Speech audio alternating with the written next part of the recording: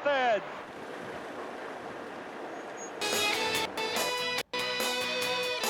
Welcome to Olympico, our third and final show, and these Olympics have fulfilled all our expectations. There's been highs, there's been lows. I've been delighted with New Zealand's performance. I've been delighted with our performance. For me, this Olympics is about the movers and the shakers, the ups and downs, the emotional highs and lows, the agony, the ecstasy, the peaks and troughs. I mean, for you, Lee, do you think there's anything that we can do better for this next Olympiad? Probably just the shirts, to be honest. That's one thing I would probably change. We've had a lot of feedback, a lot of mail, and a lot of contracts, in fact, that have come through for hydraulic hose doctor work from the show. I suppose you can look at that as a positive. I don't know, but at the end of the day, I think Jeremy was referring to the actual Olympic Games themselves, not. Overall, no thoughts on that. To be honest, that's not really mine. But that's the chef de mission and the Olympic Committee job. Certainly, a lot of the talk before the Olympics was on the big three of New Zealand track and field: the Yvette Williams, Your Lovelocks, your Walker, your Snells, your Loaders. Sorry, mate, not on the show. That's what I'm taking home with me. Some fantastic memories and really feeling part of a very special Olympiads. Jeremy. New Zealand has really stood up and said, "Count me, I'm New Zealand," and people have counted them. It's made me proud to be a New Zealander.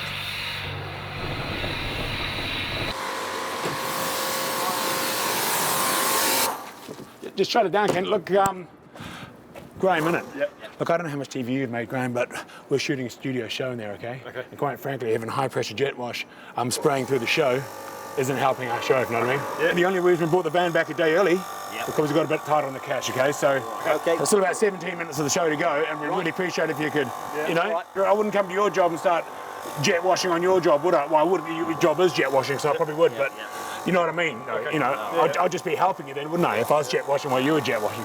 All right. You know what I mean? Yeah. Thanks, fellas. Appreciate it. Appreciate it.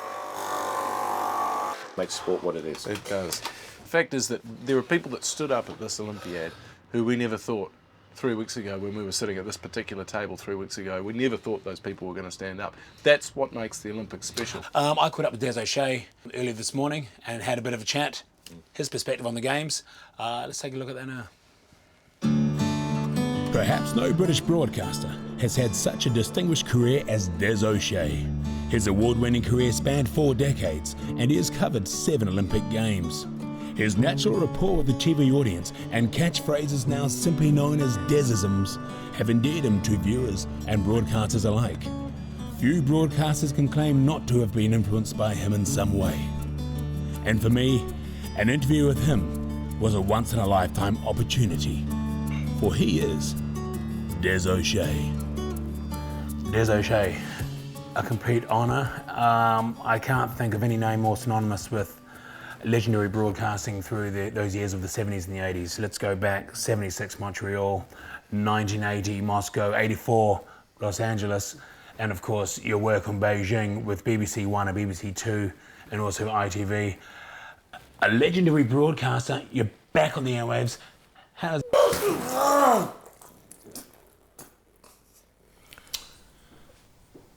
I'm going to take you back to 76, Montreal. That was your first Olympiads. That must have been amazing.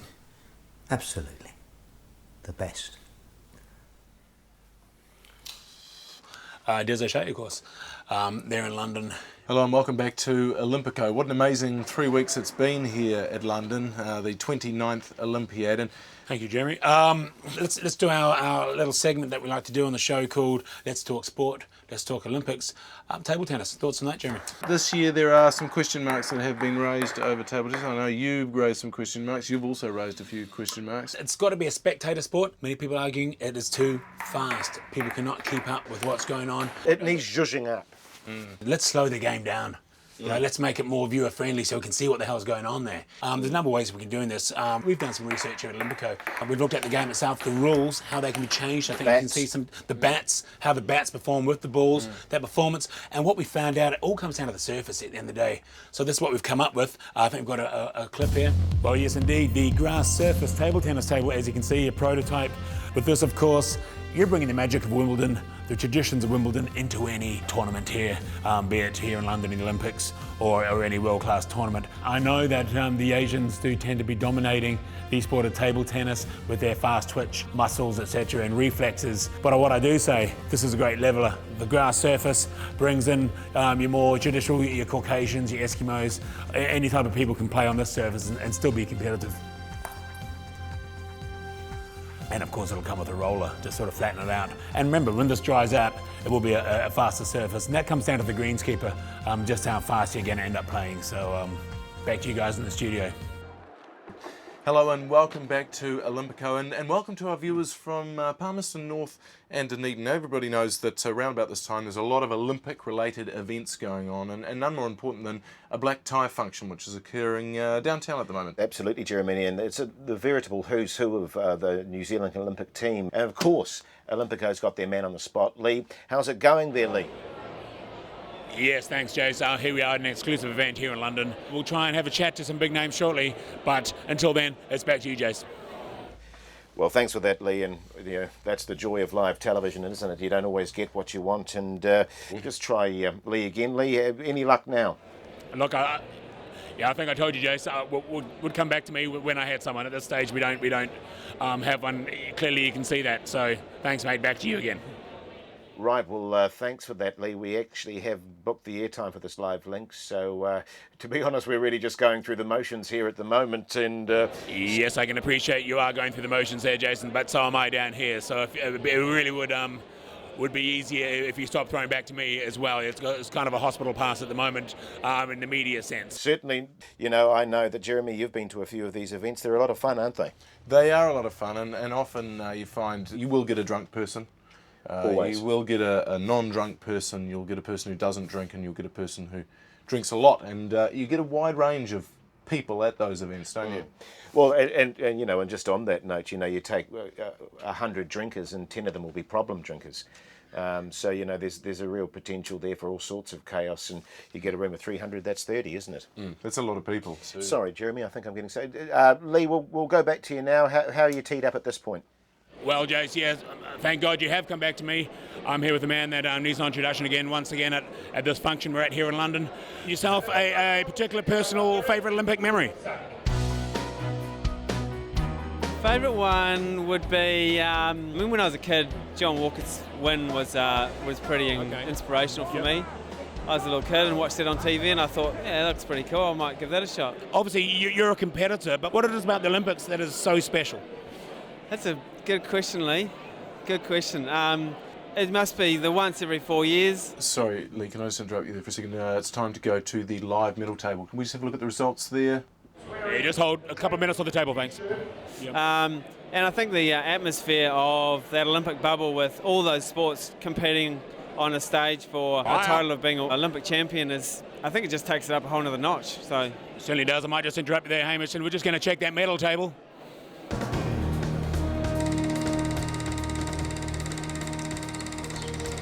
Still no changes there from earlier, but we'll leave you to it. Hamish, awesome. Great to speak to you again. Well, that just goes to show that if you do hang out in front of the toilets for long enough, you're bound to pick up some amazing talent. Speaking of motions, the ablutions corners of the Athletes Village, they've been having problems. They have been having problems.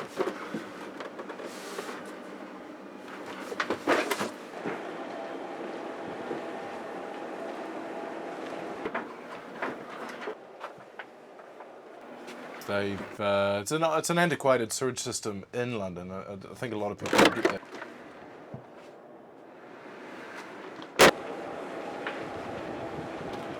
That it was designed in the 1700s by John Buchanan, and unfortunately it can't handle the flows. The Olympic Committee are always looking at. It's something. It's an ongoing process. It's a process which continues, every year.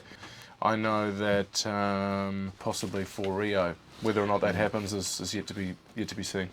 See you after this break.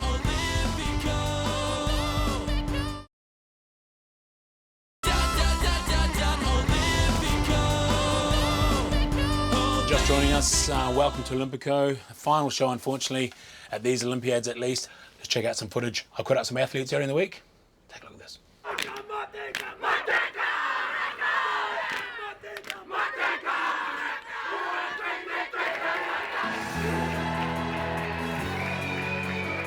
Mahi, I know you're busy signing stuff, but how are you feeling right now?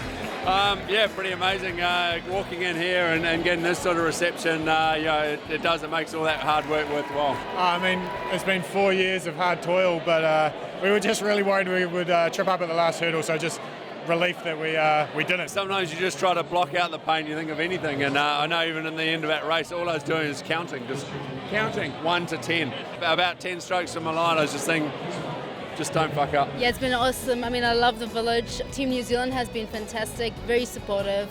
The athletes are fabulous. It's just great to be a part of this mix. What else can I say? It's a buzz, and I'm enjoying every bit of it. We got the philosophy that silver's the new gold. Any gossip from the village you can tell us that? You know, we've heard a lot anyway, but you can tell us.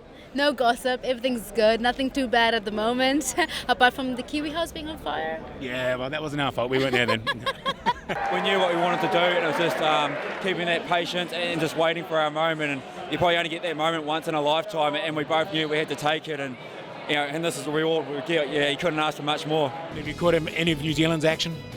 I'm afraid not really. But New Zealand are playing GB in the bronze today, so we'll be seeing the Kiwi black stick. Exactly. There you go. I mean, we are. You know, we're close. So we're close. You know, we're close.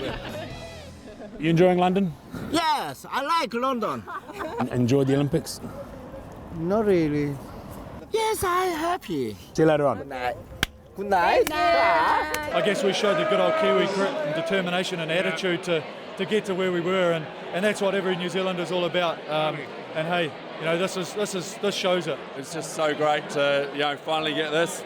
It's taken me 12 years, and can I touch it? Yeah, it's something that I'm very proud of. And we're very proud of you as well, mate. Good on you.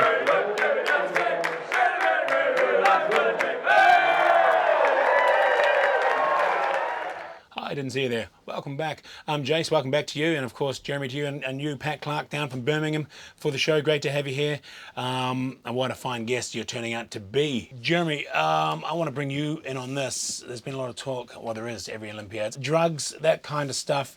No major incidents yet, but rears its head, doesn't it? Has it become, Pat, not so much about the strength of drug, but more how well you mask the drugs? Is that the issue now? Is it about masking agents instead of just the drugs themselves? Well, yeah, well, it is big business, you know, and some people are foolish enough to put their hands up and risk their lives for a bit of fame. Back to the ancient Athens Games, we know that they were taking testosterone, they were eating bull's testicles, getting testosterone from that in the form of like a jerky form. It was very much like a beef jerky. It was certainly a very concentrated meat.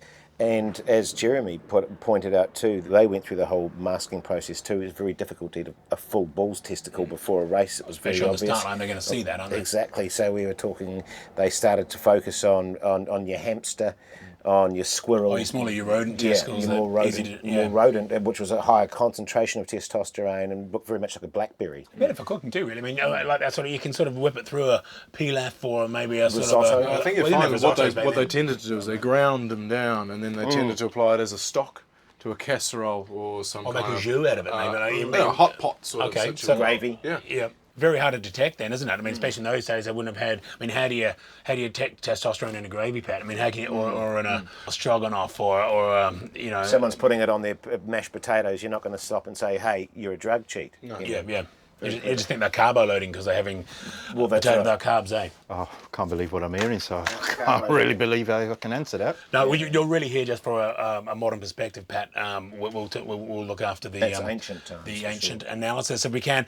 Let's go and check out the skinny mobile word on the street and get the vibe from the people in London. Hey, Bob. Thanks, John. Scott. Ryan, how are you? Susie. Well, here we are at yet another media function. Even for a seasoned Olympics reporter like myself, it's been a long journey. As you can see, reporters are tired, they're hungry, they're starting to wane, but we're still here. What's been so good for you? Just the whole experience, really. It's been just completely amazing. I think now the 3 weeks is coming to an end. I think everyone's gutted about actually going back to normal life. Well, I suppose it's looking forward to Rio now. Sorry, testing. Is that us? 8, 7, 6, 5. Just checking. 3, 2, 1. 10, 9, 8, 7, 6, 5. 5, 4. Gary, can you just bring that in? We're talking to Isabel at the moment. Awesome. So Thank you. but we're looking forward to Rio now, of course. I mean, are you going to be involved then as well? Are you looking forward to that? I really hope so. It's gone pretty well. We've had a lot of athletes through in the last 2 weeks. We've got David Rudisha arriving. We've had Haile Gebrselassie. We've had world record holders. We've had Ian Thorpe. Just pretty crazy, actually.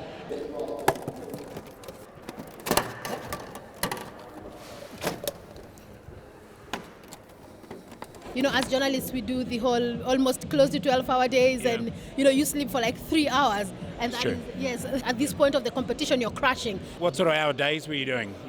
Not too bad actually. I've been doing like 7 till about 9.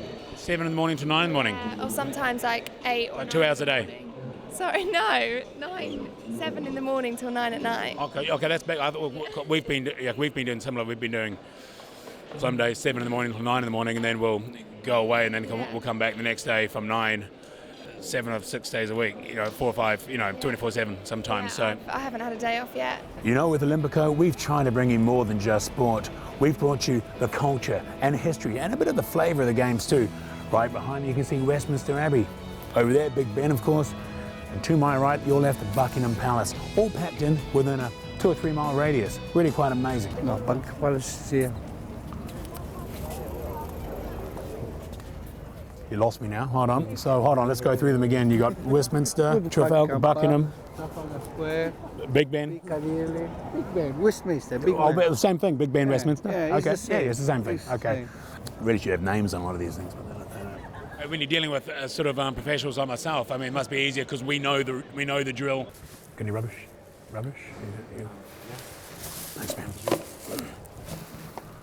We know what we're doing. Yeah, absolutely. I mean, the rest of these guys around here are real amateurs compared to you guys. Well, you get a few muppets. That's absolutely right.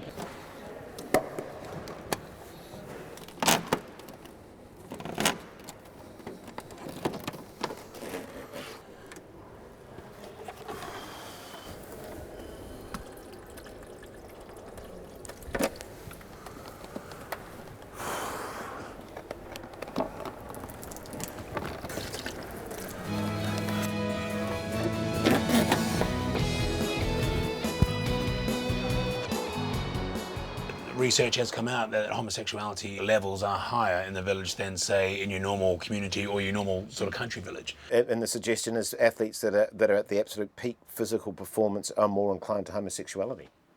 Yeah, for example, these guys, let's face it, they're at the peak of their, they're in their 20s, they're doing that sort of stuff. Good-looking young men. Okay, if they were going to experiment, that's the kind of time you'd be doing that, I'm no longer in my 20s, but if I was going to experiment, I would have done that back. I'm not saying I did, I'm not saying I didn't. Could I just come in on this discussion, because the reality is that it's not just homosexuality with people in the village. I know that 1992, Andrew Nicholson, the great New Zealand equestrian rider who won silver at Barcelona, he was on Ready Teddy, which was in fact the first transgender horse to win a medal. Ready Teddy was? Ready Teddy was, yeah. I mean, there was a bisexual horse back in Antwerp in 1920, but that's not been confirmed. That was just speculation. Oh, so Ready Teddy was a horse? Ready Teddy was I didn't realise that. Okay. Yeah, it was a horse. And could I just come in on you there for a second, Lee? Also, Pat, you might want to answer this. Is it the tension of competing, knowing that you've got a race coming up, does that heightened tension mean that you have heightened sexual activity as well? Are you looking for a release? No. Once I'm just looking, my event is my sole focus, is just the event. How about after your event? Let's say you finish the first week and you've got free time, would you suddenly think, hey... No, I'll be there just to supporting my fellow athletes, and I don't know where you're getting your research from, but... I think it's a good point to make, that who knows what happens. And you can't test for it, can you? You can't test for it. No, you can't. Oh, sorry, Pat. So I can only answer for myself. While I was in the village, I put my head down to sleep, and got ready for my event, and once the event was over, it's probably time to relax, and it was just relax how anybody else would. Okay, we're going to just take your word for that on that, Pat. Look, we'll be back after this clip. Thank you.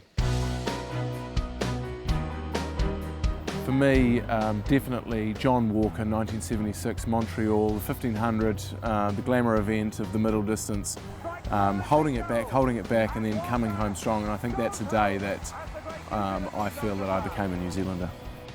have to be Walker, 76. Coming down that back straight, strength of the man, I think, on that day. Look, Jeremy's already done that one. Has he? Got another one? My second favourite all-time moment was definitely Ferguson and McDonald, the K2, 500 metres at Los Angeles. Powerful, strong, fashionable, everything you want in a kayaker. A great moment. I think second most favourite all-time Olympic moment from New Zealand has to be John Walker, 76, Montreal. Coming down that back straight, I think everybody remembers where they were when that... No, that one's been used already. Yeah, but he did that as his first favourite Olympic moment. I'm sure I can do this as my second favourite. We kind of need something fresh. The fresh one. Ferguson McDonald, working in tandem, 84. The strength of the two guys. And yeah, Jeremy did that one as well. Oh, that! Fair enough. If I could interrupt you, Lee, and you, Jeremy, and indeed you, Pat, the way I see it is that things are never going to change unless we do change. Pat's gone now, actually, Jace, but welcome back to Olympico, here from the mobile skinny Olympico van. These Olympiads here in London town, we like to call it, and it certainly is a town, isn't it, Jeremy?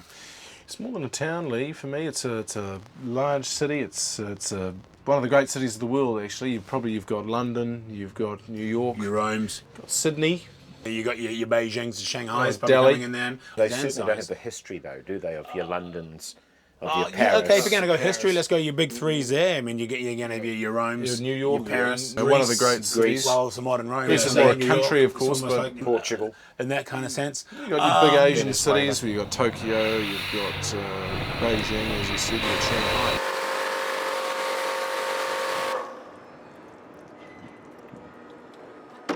Olympico, voted New Zealand's best Olympic coverage. Olympico, more than just a tour of the Olympic Village. Welcome back. You're just joining us. You're here at Olympico, the final episode, and we've been talking about great cities of the world. We added a couple more in the ad break there, but we won't share those with you at the moment because we really want to move on with the games proper, the events, the sports. Some breaking news for these Olympiads: triple jump has been canned for Rio. So that's if you were planning on competing at triple jump in Rio, that's news you probably need to hear. As a viewer, you're probably quite relieved to hear that. If I can just interrupt you there too, Lee, you know, it's been great, the number of reporters we've been able to have on the ground. Until people have done that job, nobody knows how hard that job is. You have distractions behind the camera. People can't see that. Yeah, people, viewers can't see that. All they see is the box in the end. I've got to be honest with you, a lot of them I wouldn't hire again. But the likes of Des O'Shea's, people like that, they really stepped up, and I'd love to take them with us to Rio. It's crucial, especially in modern television. I think everybody knows that it doesn't matter necessarily what you're cutting to or who you're cutting to. The main thing is that you cut to. You certainly do. It's about the pace, about keeping the show moving. Speaking of which, it's probably about time to check in on some of those reporters and see how they found the Olympics and bid farewell to them, I suppose, until Rio. So if we could just check in the Des O'Shea. Des, come on, Des. Yeah, I'm hearing you fine. Great to see you, Des. Thoughts of the Olympics, these Olympiads? Ah, the vibe. It's absolutely tremendous down here. It really, really is. You should be here. It's never been like this before, anywhere. Everywhere I've been before, it's never been as good as this. Oh, thanks, Des. We're cutting out to Peter Littlejohn. If you just hold the fort there, Des, just hold your box there. We're going to talk to Peter Littlejohn. Peter. Okay, all right. Yes, no, back down at the gymnastics today, I've seen some people coming in leotards and a lot of small children. Thanks, Peter. Yep, a bit nonsensical. Can I just butt in on Des for a second? Is this a Dutch two-way or a Polish three? No, Jeremy, it's a Swedish four-way. Paul Fifield. I think we probably want to concentrate a bit more on what is happening on the track at this point in time. Okay. They're all out there warming up. Yeah, and, we've got them. Thoughts on the just chat among yourselves if you can. Is it possible we come in our own boxes here? You want to go in a box, Jeremy? Well, I'm going to ask a question. Peter, are you in a box? No, it's not me. I don't think it's me. No, it's not me. Can you get Jace out of Jeremy's box? Jace, put him in you need to go in box, your own box. I'll stay in my box. That way I can ask a question if I need to ask a question. Peter Littlejohn. Chris whom? No, that was Jason before. Paul Fifield. Chris Bennett. Des O'Shea. No, this is Des O'Shea at the stadium. And I'm in a box with Jeremy, Peter. No, you're in your own box now. Beside Lee? I'd rather be beside Lee if I can possibly. Not by Des. I'd rather be by Lee. If Jace, Lee, and I are beside each other in boxes, Just gives us a sense of geography that way. We're just trying to get you all on screen. That's all right, guys. Just. Sorry. Look, I'm getting feedback from one of you. Go again. It might be Peter Littlejohn. He gets a lot of feedback. Could we just drop some of these boxes out and try and isolate the feedback? We've got Peter Littlejohn. Just back it up. You're overcooking it. We're getting a lot of feedback from you, mate. Yeah, major. Really made my heart. Really proud to be a New Zealander. Loving it.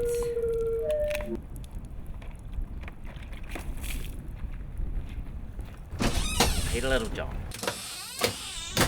And this is Olympico. Well, there you go. That's kind of a wrap-up of the field reporters there. You simply cannot do a show like this unless you have people on the ground.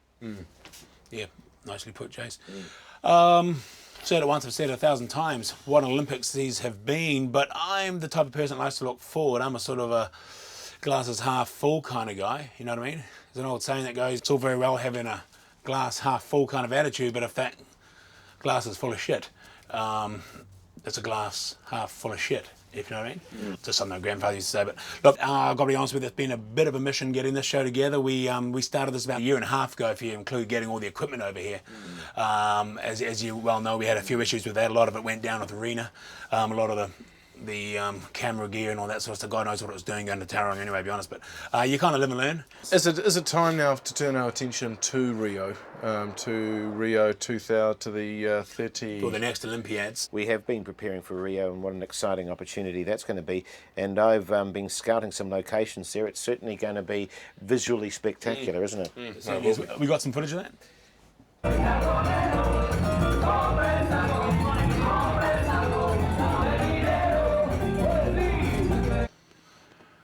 Well, it is one of my favourite places, and I think it's probably a good time to talk about how many medals we might be thinking about getting in Rio. A lot of numbers have been bandied about this week, post the London Olympics, because of the way that we have performed at these Olympics, and a lot of people are saying 10. Okay. Absolutely, and I think that, you know, that will bear itself out over the coming week, Jeremy. And I think that's why we're all here.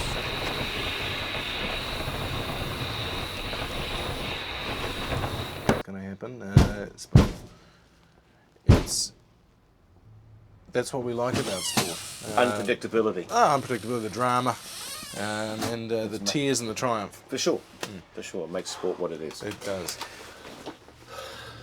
Pretty much wraps it up for Olympico. Thanks for joining us over the past few weeks. It's been one hell of a ride we've had together, a real journey, a real roller coaster, if you like, here in London. Been a pleasure working with you guys, and thanks for the opportunity. Thank you, Jeremy. It's been fantastic. Well, a lot of people, let's be honest, a lot of people didn't believe a show like this could be made. Yeah. There are a lot of people that said that can't be made. I'll say this to you: they put a man on the moon in 1969 in a facility that was bigger than this. You know, what does that say? You know.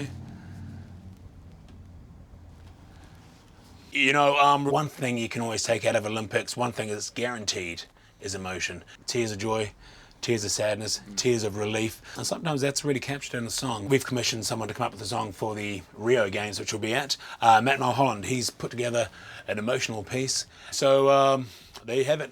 We'll see you in Rio. See you next time. Take it away, Matt.